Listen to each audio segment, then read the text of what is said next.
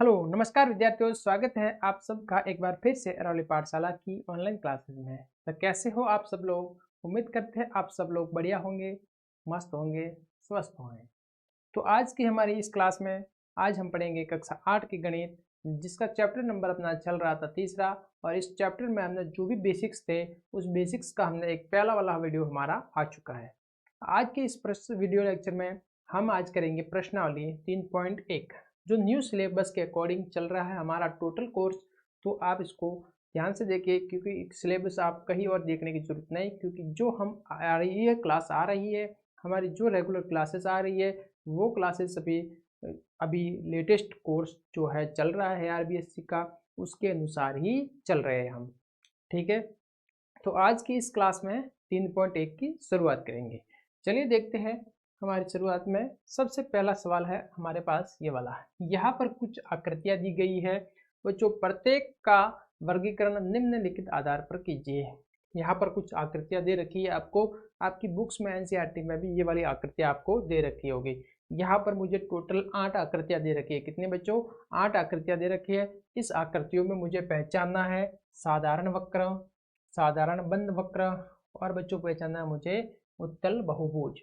तो मैंने सबसे पहले आपको बताया हुआ है साधारण वक्र क्या होता है, साधारण बंद वक्र क्या होता है और बहुभुज क्या होता है। ये सभी के बारे में हमने विशेष और विस्तृत रूप से समझा है हमारे लास्ट वाले वीडियो में।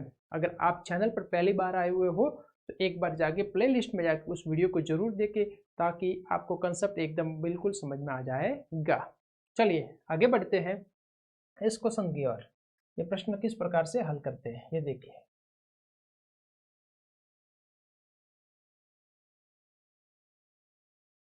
देखिए बच्चों, हमारे स्टार्टिंग में है हमारे पास ये है साधारण वक्र। क्या है बच्चों? साधारण।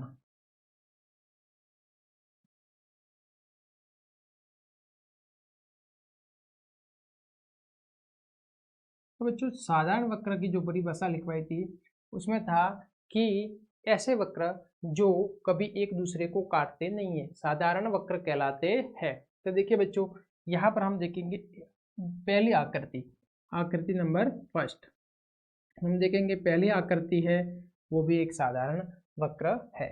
दूसरी आकृति है वो भी कभी एक दूसरे को काट नहीं रही है बच्चों, तो दूसरी आकृति भी साधारण वक्र हो सकती है। ठीक है ना? देखिए ये वाली है, इसमें आपको पेंसिल को उठाना पड़ेगा। एक बार वृत्त बना दिया, वापस पेंसिल को उठा के वृत्त बनाएंगे तो ये वाला साधारण वक्र नहीं है। ठीक है, साधारण वक्र ऐसे वक्र होते हैं जो समतलीय वक्र के टाइप में होते, जब जिसको बनाने के लिए आपको पेंसिल को उठाने की जरूरत नहीं पड़ती है, साधारण वक्र कहलाते हैं। और जिसकी कोई भी भुजा आपस में एक दूसरे को क्रॉस भी नहीं करती है, ऐसे साधारण वक्र होते हैं। तो यहाँ देखिए बच्चों, इसमें देखिए, इसमें बच्चों भुजा क्रॉस हो रही है, एक दूसरे से क्रॉस हो रही है, ये भी साधारण वक्र नहीं है। ये देखिए ये वाला है पांचवा बच्चों, देखिए नंबर 5, ये एक साधारण वक्र है। आगे देखिए 6 नंबर वाला भी एक बच्चों एक साधारण वक्र है, 6 नंबर वाला भी साधारण वक्र है। और बच्चों 7 नंबर वाला भी साधारण वक्र, 7 नंबर वाला भी क्या है बच्चों? साधारण वक्र है, एक दूसरे को कभी भी रेखा क्रॉस नहीं कर रही है। और 8 वाला हमारा नहीं होगा, क्योंकि उसमें आपको ड्रॉ करने के लिए पेंसिल को उठाना, यहाँ से दोनों ही रेखा क्रॉस करेगी। ठीक है ना? पेंसिल को उठाने की जरूरत भी पड़ेगी और उसको क्रॉस भी करेगी, ये एक साधारण वक्र में नहीं आ सकता। ठीक है बच्चों, समझ में आया? अब आगे देखते हैं बच्चों। सेकंड नंबर का अपना आंसर है बी, साधारण बंद वक्र। साधारण बंद वक्र, यहाँ देखिए बच्चों, साधारण बंद वक्र, साधारण बंद वक्र में देखिए बच्चों, अगर मेरे पास कोई ऐसा दे रखा है, ये ऐसा बच्चों, ठीक है ना, तो ये मतलब साधारण वक्र है और बच्चों खुला वक्र है। इसी प्रकार से जिसका प्रारंभिक और अंतिम बिंदु, हमारे लास्ट वाले वीडियो देखोगे आपको जरूर पता चल जाएगा उसमें, उसका अंतिम, ये अंतिम बिंदु है और स्टार्टिंग बिंदु भी यही है। यहाँ से वापस घुमा घुमा के वापस यही पर आ जाओ, तो प्रारंभिक और अंतिम बिंदु एक ही होता है। वो साधारण क्या होता है बच्चों? बंद वक्र होता है। कैसा होता है? बंद वक्र। तो यहाँ पर हम देखेंगे बंद वक्र। देखिए बच्चों, ये फर्स्ट आकृति है जो बंद वक्र है, पहली आकृति वो भी बंद है बच्चों। दूसरी आकृति है मेरे पास आकृति नंबर 2, ये भी बंद है। फिर देखिए बच्चों, ये साधारण आकृति नहीं है, साधारण वक्र नहीं हो सकता। ये बच्चों क्रॉस कर रहे हैं, ठीक है ना, ये क्रॉस कर रहे थे, ये भी साधारण बंद वक्र नहीं है। ये वाली बंद है, तो आकृति नंबर 5 ये भी हो सकता है, आकृति 6 और 7 भी हो सकती है, सभी बंद है, ठीक है ना बच्चों, 6 और 7। जो इसका आंसर था वो इसका भी आंसर होगा। थर्ड वाला आंसर है बच्चों बहुभुज। क्या देखना है बच्चों? बहुभुज। क्या देखना है? बहुभुज। बहुभुज क्या होता है देखिए,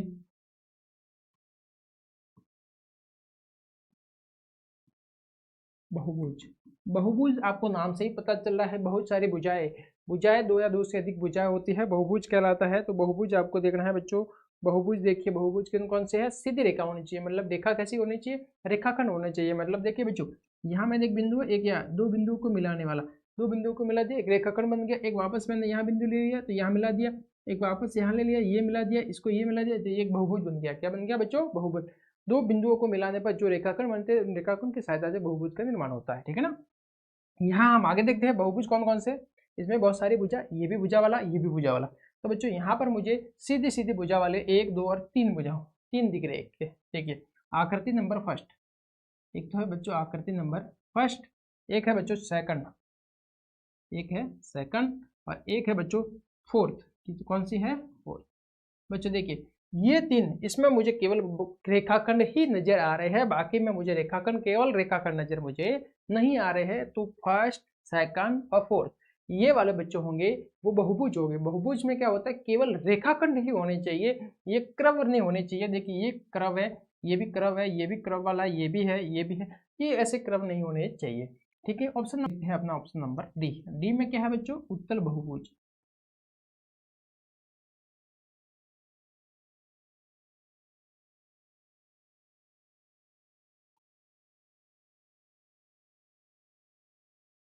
क्या देखेंगे बच्चों? उत्तल बहुभुज। अब देखिए बच्चों उत्तल बहुभुज में क्या होता है? उत्तल बहुभुज में देखिए सभी कोण 180 से छोटे होने चाहिए, ठीक है ना। तो देखिए बच्चों यहाँ 180 से छोटा, ये भी छोटा, ये भी छोटा, ये भी छोटा, मतलब ये वाला जो कोण होगा बच्चों 180 से बड़ा होगा। तो ये वाला जो त्रिया होगी आकृति हमारी इस उत्तल बहुभुज नहीं होगी। देखिए इसमें देखिए बच्चों ये भी 180 से छोटा है, ये भी छोटा है, ये भी छोटा है, ये भी, चारों कोण 180 से छोटा आ रहा है। तो आकृति नंबर 2 है वो हमारा बच्चों उत्तल बहुभुज के अंदर आएगा, ठीक है ना। आगे देखिए ये नहीं आएगा, ये भी नहीं आएगा, इसके सभी कोण 180 से छोटे नहीं आएंगे बच्चों। ये भी नहीं है, ये भी नहीं है, ये भी नहीं है, ये भी नहीं है।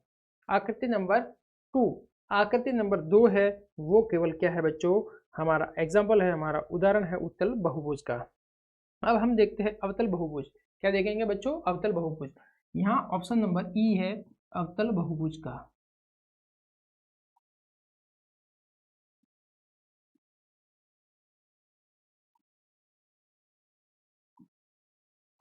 अवतल बहुभुज में देखिए बच्चों, देखिए अवतल बहुभुज के एग्जांपल में आप देखिए, यहाँ देखेंगे इसमें अवतल बहुभुज में कम से कम एक कोण 180 से ज्यादा होना चाहिए, तो वो आकृति अवतल बहुभुज कहलाएगी। तो यहाँ मैं देखता हूँ इसमें ये वाला कोण है 180 से ज्यादा है, ये वाला अवतल बहुभुज का उदाहरण है।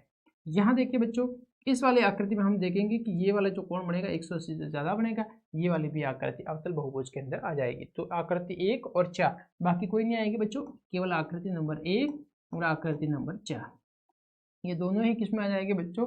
अवतल बहुभुज के अंदर आएगी। यहाँ तक अच्छे से कंसेप्ट समझ में आया? एक बार इसको आप नोट डाउन कीजिए, फिर हम आगे बढ़ते हैं, ठीक है। समझ में आ रहा है बच्चों अच्छे से? ठीक है। हम आगे बढ़ेंगे, आगे देखते हैं। अगला सवाल है इस प्रश्नावली का, समबहुभुज क्या है? एक समबहुभुज का नाम बताइए जिसमें 3 भुजाएं हो, 4 भुजाएं हो और 6 भुजाएं हो। समबहुभुज, सबसे पहले हमारे पास आया बच्चों समबहुभुज। समबहुभुज की परिभाषा लिखनी है।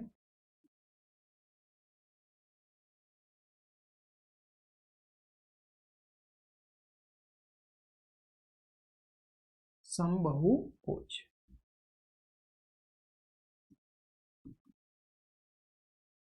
देखिए बच्चों समबहुभुज की परिभाषा अपने लिखने जाऊंगा। समबहुभुज मतलब ऐसे ऐसा बहुभुज, ऐसा बहुभुज, ऐसा बहुभुज जिसकी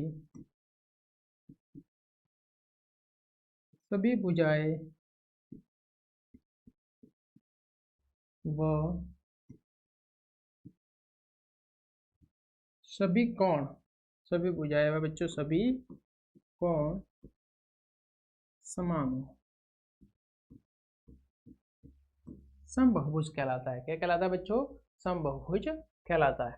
अब देखिए बच्चों, तीन भुजाओं वाला समबहुभुज का नाम बताना है। तो तीन भुजाओं से मिलकर जो आकृति बनती है वो बच्चों है त्रिभुज। क्या है बच्चों? त्रिभुज। उत्तर पहला आ गया बच्चों। दूसरे का आंसर देखिए, चार भुजाओं से मिलकर बनी, चार भुजा से बच्चों क्या आकृति बनती है? चार भुजा से बनता है चतुर्भुज। क्या बनता है बच्चों? चतुर्भुज। ठीक है। आंसर नंबर थर्ड है अपना छह भुजाओं वाला। छह भुजाओं से बच्चों क्या बनता है? छह भुजाओं से मेरे पास बनता है षटभुज। क्या बनता है? षटभुज। एक दो तीन चार पाँच छः, छह भुजाओं से बनता है बच्चों षटभुज। ठीक है, समझ में आया बच्चों? इस प्रकार से हमारा ये सेकंड वाला आंसर था। इस प्रकार से हमने आज की इस वीडियो लेक्चर में हमारी 3.1 प्रश्नावली खत्म कर दी। इस प्रश्नावली में लेटेस्ट कोर्स के अनुसार, नवीनतम पाठ्यक्रम के अनुसार ये दो ही क्वेश्चन इस प्रश्नावली में रखे गए। बने रहिए हमारे चैनल के साथ, आगे भी वीडियो आती रहेगी लगातार, और प्रश्नावली भी लगातार आती रहेगी। तो चैनल के साथ जुड़िएगा, चैनल को सब्सक्राइब करना ना भूलिएगा। मिलते हैं बहुत ही जल्द नेक्स्ट वीडियो में, जो हमारी प्रश्नावली 3.2 होगी। तो चैनल को लाइक, वीडियो को लाइक, शेयर और सब्सक्राइब भी जरूर करना। धन्यवाद।